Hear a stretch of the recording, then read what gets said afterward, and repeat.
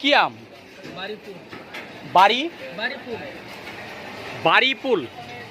এটা তো 2 কেজি, দুইটাই মনে 1 কেজি হবে। দুইটা 1 কেজি না? এটা মিষ্টি কেমন? কড়া মিষ্টি। এটা কোন অঞ্চলের আম? রংপুর, রাজশাহীর আম, রাজশাহী।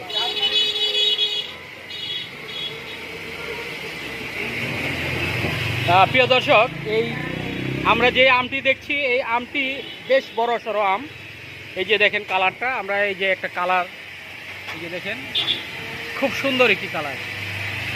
অর্থাৎ একটি আম প্রায় আধা কেজির উপরে হবে। এটার দাম কেজি কত করে? 100 টাকা কেজি।